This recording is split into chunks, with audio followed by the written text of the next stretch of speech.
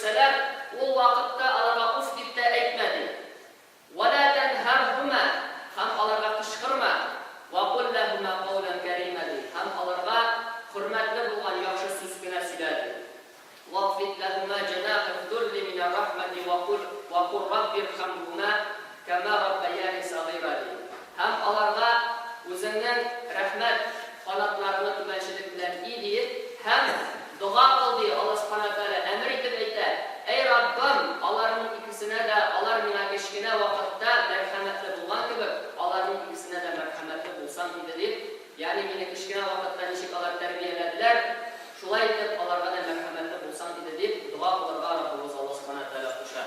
Elhamdülillah, Kur'an-ı şu ayette Allah subhanahu wa ta'ala'nın birinci şiratta Allah ibadet kılından sınıf Allah ata-anaga parada ülken muamelede bulunmaktaştı.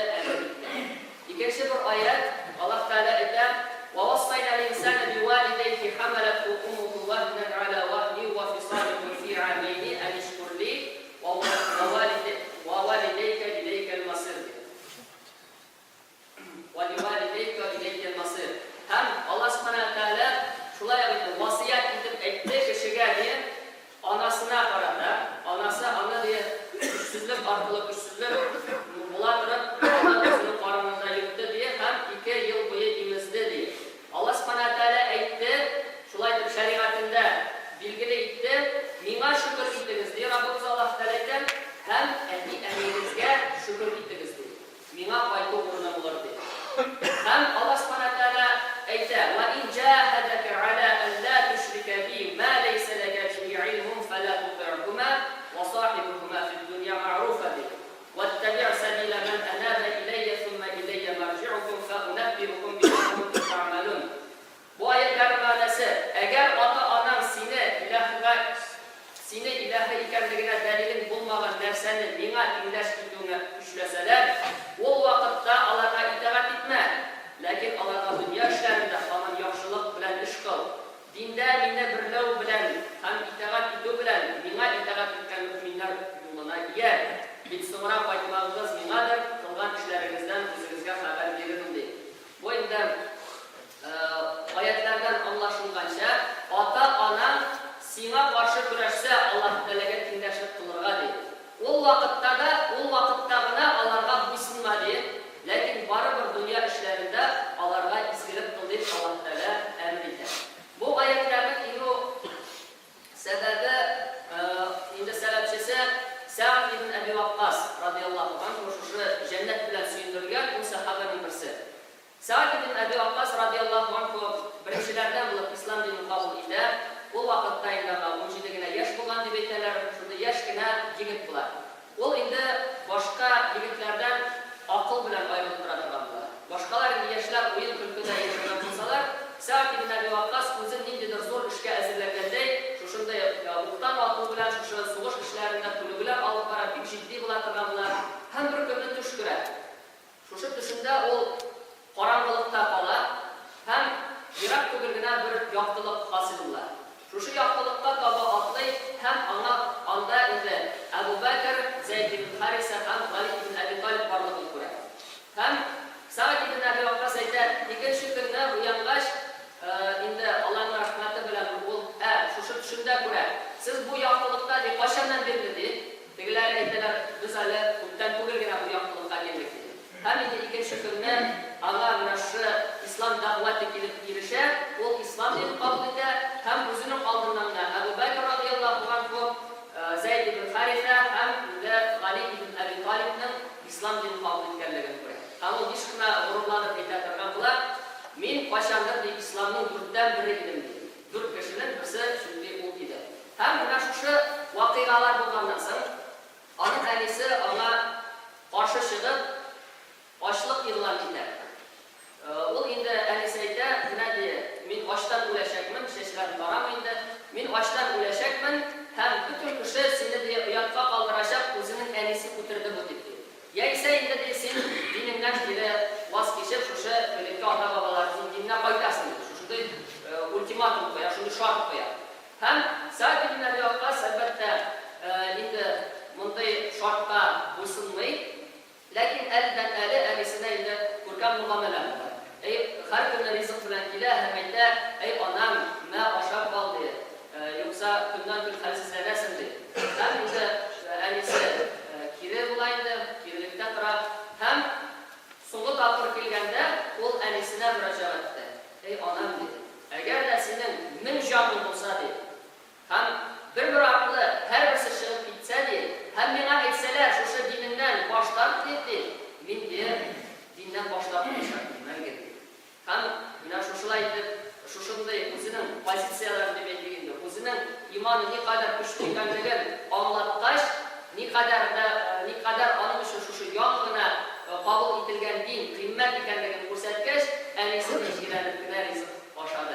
Һәм менә шу аяттар инде, әгәр дә синең атаң һәм анаң сиңа каршы көрәшсәләр, Аллаһ Тәгаләгә тиңдәшлек кылыр өчен дип, ул вакытта гына аларга буйсынмады. Ләкин барыбер мәрхәмәт канатларына җәй, барыбер аларга карата мәрхәмәтле булды Аллаһ Субханаһу ва Тәгалә аңлата. Һәм инде әлбәттә бу бөек аятлар. Һәм Суфьян ибн Уяйна әйтә торган булган: "Ман салла салаватил хамса фақад шакара Аллаһ Тәгалә ва ман да'a ли-валидайhi фи адбари салавати фақад шакарахума." Ягъни менә аятларда бар иде бит инде "Анишкурли ва ли-валидайк" ди. Миңа шөкер итегез ди Аллаһ Субханаһу ва Тәгалә һәм әти-әнигә шөкер итегез ди. Менә бу аятны ничек аңларга ди? Суфьян ибн Уяйна әйтә, кемдә 5 вакыт намазын, фарыз намазларын укыса, ул Аллаһ Тәгаләгә шөкер иткән булыр ди. Һәм шушы намазлардан соң әти-әнисе өчен дуа кылса ди, әти-әнисенә шөкер иткән булыр ди. Һәм инде Сахих Бухаридә килә торган хадис Абдулла ибн Мас'уд радиллаһу анһудан: "Саәлту набия саллаллаһу алейхи ва саллама, айюл аъмали ахаббу иля Аллаһи азза ва джалла?" Qala: "As-salatu 'ala waqtiha." Qala: "Thumma ayyu?" Qala: "Birrul walidayni." Qala: "Thumma ayyu?" Qala: "Al-jihad fi sabilillah." Bir vaqt inda Abdullah ibn Mas'ud radhiyallahu anhu Peygamber sallallahu aleyhi ve sellem'den soradım ki, "Amellerinin en kadirlisi, en zoru kaysısı diye, kaysı amel Allah Teala'ya en sünnüsüdür." O ayette vakitinde okulan namaz. Sonundan ne deyip soradım? O ayette ata-anana karata kılıngan izgilik. Sonundan ne dedik? Allah yolunda karşı, Allah yolunda güreş etmekte. Bu hadiste vakitinde okulan namazdan sonra Peygamberimiz sallallahu aleyhi ve sellem ata-anana karata kılıngan muameleni koydu. Hem indi elbette şuşu bizning üstümüzde olan buruş, zor buruş bulup tura, әти-әниләребезгә карата күркәм мөгамәләдә булу, чөнки бу безнең җәннәткә керүебезнең бер сәбәбе булып тора. Чөнки عن أبي الدرداء رضي الله عنه قال: "سمعت رسول الله صلى الله عليه وسلم يقول: الوالد أوسط أبواب الجنة فإن شئت فأطر ذلك الباب أو احفظه فيه." Bu hadisin mənası Əbu Dərda radiyallahu anhu aytır: "Ata-ana diye ul cənnətin urta işigidir. Diləsən ol işikni yuqqa çıqar diye. Zayağa uzlar diye, diləsən onu saqla diye." Yani biz görəbiz ki, menə şuşu ata-analarımız bunda indi etməgən, Müslüman buna olsa, namaz buna olsa deyildi. Hatta indi müşrik olsa da, o indi cənnətə kirə turğan, urta güzel işik bulup durar. Anı diləsən saqla diye, özünün qurqan muğamelən bilən, diləsən ana yuqqa çıqar diye. Özünün yuqbaz muğamelən bilən. Həm indi elbette alda edilgen söz, ata-anaga qilgan muomala bu onlarning musulmon bo'lganlari bilan şekillenmegen. Hatta endi mushriklar bo'lsalar da, Allohlarga mushrik yoki mushriklar bo'lsalar, esa gunohli musulmonlar bo'lsalar da, ularga qilgan muomalada bo'lishga kerak. Chunki Alloh subhanahu va taolo aytgan oyatlarda Alloh taolo qiymaydir sizni deydi, siz bilan kurashmagan, din uchun kurashmagan kishilarga qarata, hamda sizning uylaringizdan qilmagan kishilarga qarata izgilik qiluvni ham ularga qarata g'adil bo'luvni deydi. Durustlikda Alloh taolo g'adil bo'luvchilarni yaratadi. Bir vaqt Hudaybiya kelishuvidan so'ng endi musulmonlar bilan mushriklar orasida kelishuv bo'ladi. Qotillik turida o'zaro sug'ishma o'rnida Asma radhiyallohu anha deb aytadilar, shunday rivoyatlarda bor. Uning anisi keldi uning yoniga. U mushrika edi deb aytadilar. Ham Asma radhiyallohu anha uning bilan chi muomala qilishga kerak ekanligini bilmadi. Ham endi kengash so'rab Payg'ambarimiz sollallohu alayhi va sallam yoniga keldi. ardından kildi, hamıl Müslüman tübirliği, minnişliğin. Peygamberimiz sallallahu aleyhi ve sellem ete ona kurkan kılıklı oldu. Kurkan muamelede oldu. Buraya bizimde eti buluğa, onların indi zor dereceyken, buraya biz tam şu dereceye muafik ravuşta dibettiğim Turki'de kadar ravuşta onlarda muamelat olarak girer. Ondan sonra şu misal bitirge ablası kadar durmuşundan kol enisine izgelikte bulunuşunun bir zor bir misalı Abdurrahman ibn Sakhr kısmanında Ebu Hurayra beklerimiz. Radiyallahu anhu et-Tevsi. O indi Tufayl ibn Amr diyen kişi arkalı özünün kavminin yetekçisi arkalı İslam dinine girer. Ebu Hurayra radiyallahu anhu hicretin 6. yılında Resulullah sallallahu aleyhi ve sellem yanına Medine şehrine taşınıp gider hem özünün enisi bilen giderler. O Müslüman enisi müşrike var. Ebu Hurayra radıyallahu anh bir vakitte de Peygamber sallallahu aleyhi ve sellem'in ardından kalmışa, onun ardından yürü durganlar. Hem o ilenmiş şu vakitte. İlenip de dünya işleri Peygamber sallallahu aleyhi ve sellem'in bilim alından onun iftibarın celip gitmesi için şuşlay ilenmiyor. Hem Ebu Hurayra anasını bir kutlu yarattı tabi. O indi bilgili yaratan kişilerimizden şu dinde bulunduğumuz. Hem Ebu Hurayra radıyallahu anh her daim de enisine nasihat yasat var, vaazlar var, şu Allah'ın varlığının birliği, Muhammed Peygamber sallallahu aleyhi ve sellem halktan da Allah'ın işçisi ikenliğini fikrine tırışa, lakin anası elinden başlattı. Bilgili bir vakitte Ebu Hurayra radıyallahu anh enisini kaldırıp durar. Hem özü söyleyiciler bir günde bu indi enisine nasihat yasarga tırışıp var. Hem enisi Ebu Hurayra razı olmayıdırgan sözler birinde dinle kurulay, hem de Ebu Hurayra yılı Peygamberimiz sallallahu aleyhi ve sellem yanına gitti. Hem müracaat idi. Ey Allah'ın elçisi sallallahu aleyhi ve sellem, dua kılsam idi Ebu Hurayra'nın enisinin kumeline Allah subhanahu wa ta'ala iman salsaydı, iman nuru salsaydı.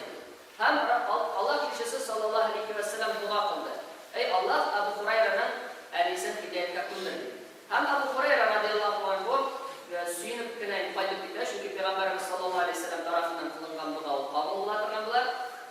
Faydalı citkende diyeyim, üyde su şiltiregen bavuş işitildi değil. Hem işitne açmak şeydim, işit mina tavatlarında kırmadı dedi. Sonundan enisinde husul kıyıngamılar. O indi de kiyimlerini kiyip çıktı, hem şehadet kelimelerini etti. Yani İslam dini kabul etti. İndi Ebu Hurayra radıyallahu anh bu yıla Resulullah sallallahu aleyhi ve sellem yanına yılı yürüre suyumuş sebeple. Aldan indi ayırıp yürürgen indi bu yıla yılı yürüre hadinde ey Allah elçisi sallallahu aleyhi ve sellem suyun diye Allah Teala senin duanı kabul etti diye. Hem indi ömür boyu Ebu Hurayra radıyallahu anh enisine karata kurgan muamelenin bir misalı bulup durar. Alar her kitaplar enisi bilen kuruşkanda alarının düşündüğü söyleşirler. Ey aniyem, sana Allah Teala'nın selamı, rahmeti ve bereketi bulsaydı. Birisi de indi, sana da Allah'ın selamı, rahmeti ve bereketi bulsun. Ebu Hurayra ise, mini keşkine vakitte terbiyelegenin düşün, Allah sana merhametli olsun diye. Yani ise o şiratında min kullanayla şimdiden izgilikli bulmanın düşün, Allah sana merhametli olsun diye. Her bir takdir naşlayıp, savulaşkanda, uçraşkanda şu söyleşi bulağı aralarında. Hem Ebu Hurayra radıyallahu anh'a itirak o bir zor ilim şişmesi bulabildi. O 1800'den artık hadisle bizga rivayet edip kaldırgan deb etdiler. Bir nokta kişi bular. Hem o kişilerde de ota-anasına karata turgan muamelede bulduğunu tırışka kılan bular. Bir vakit iki iratlıdır, birisi yaşırak, birisi farklıdır. Hem o yaşıragına müracaat edildi. Senin kırımda bulan irat kim oldu? Tegiseyde ol benim atamdı. Ebu Hurayra radıyallahu anh ona has ravuşta hamide bizge de bir zor nasihat, şunu nasihat etti. Ona ismi bilen indeşme, aldından atlama, ondan aldan tuturma. Şimdi nasihatini Ebu Hurayra radıyallahu anh o tezir tabi'inge yasap kaldırar. Elbette ata-analar teşkilleri o zor günahlara girer. Çünkü bir hadiste Abdullah ibn Amr radıyallahu anh'dan getirilen hadiste o deyler. Allah elçisi sallallahu aleyhi ve sellem de inne minel kebairi şetme raculi valideyhi. Dürüstlükte diye zor günahlardan diye bir kişinin özünün atasının sunuğu bular. Sahabeler gaceplendiler. Ya Resulallah sallallahu aleyhi ve sellem. Hel yeşkumu raculu valideyhi. Birer kişi diye ata anası sügar takan bulur mu isim diye. Kale na'am. Yasubbu raculu eber raculi feyasubbu ebahu. Ve yasubbu ummehu feyasubbu ummehu. İyi diye. Bir kişi ikinci kişinin atasını sügar, tekisi cevap edip bunun atasını sügar. Bir kişi ikinci kişinin anasını sügar, tekisi cevap edip bunun anasını sügar. Buna şuşulay, o ata ananı sügar şuşulay bular. Bu sıkıntı ise sahabeler karamızda bitni gaceplendiler. Ata anasının kişi sügar mı dedi, mümkün mü değil bu günah olur. Hem Peygamber sallallahu aleyhi ve sellem indi nişeki kendini kursattı. Lakin indi bu sıkıntı bizden indi sahabeler gaceplengen eybir, gadati eybirge eğlendi. İrat, hatın kız özünün eti elisini süger, alar beni dürüst terbiyelemediler, alar beni gadir bulmadılar, işlettiler, bulay ettiler, tigre ettiler deyip ata anasını buradan kuru süger. Mundaydı Peygamber sallallahu aleyhi ve sellem buradan kuru sugunu tüger, ikinci türlü sugunu kızaldan tutkam olsa da. Anasını indi, şulay indi ikinci bir rivayetinde lağnat kılı dibeydi. Kişi diye lağnat kılı eti elisine, şu zor günah kılı dibeydi. Nişik lağnat kılı diye şu cevabıydı. Bir kişinin atasını eti anasını süger, birisi cevap edip onun atasını eti anasını süger deyip Peygamber sallallahu aleyhi ve sellem anlattı. Hem indi ata anam yaratkan kişiler bilen kurgan muamelede bulup Allah'a karata izgilikinin bir şabalaşa durdurar. Çünkü Peygamber sallallahu aleyhi ve sellem İbn Umar radıyallahu anh ayda Semi'tu Resulullah sallallahu aleyhi ve sellem İnne min eberil birri silete raculi ehli vuddi ebihi ba'de en yuvalliye fe in vaba o matedi. Bu hadisin manasında dürüstlükte diye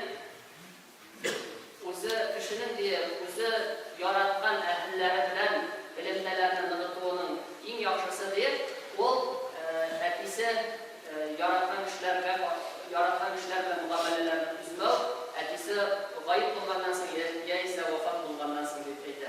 Yani eti enilerimizin husları bilen biz indi şulaya kurgan muameleler murat işimiz hem indi bu eti eniga karata izgilikinin bir şağılaşır bir forması bular.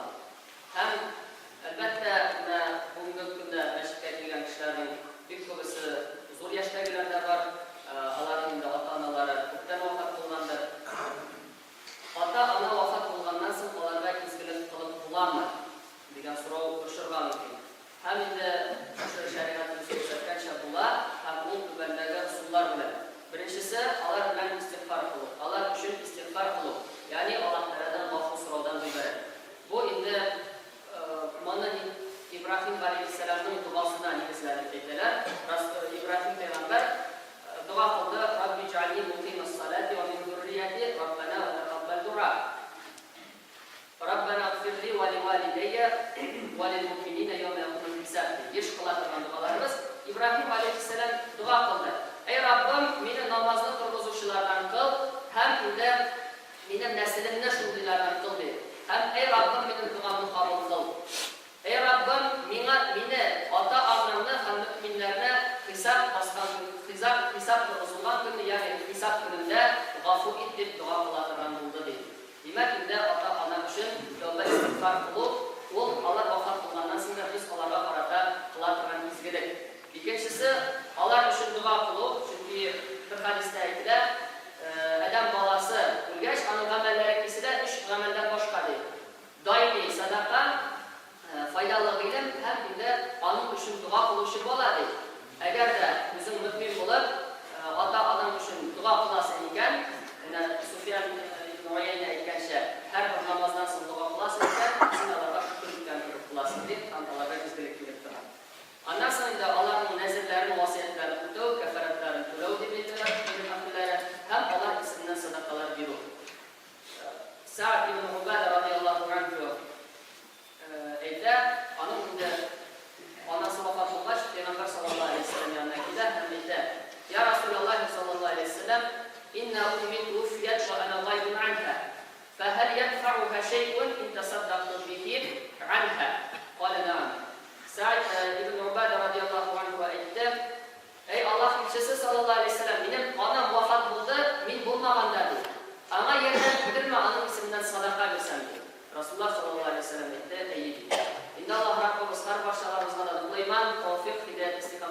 eylesin.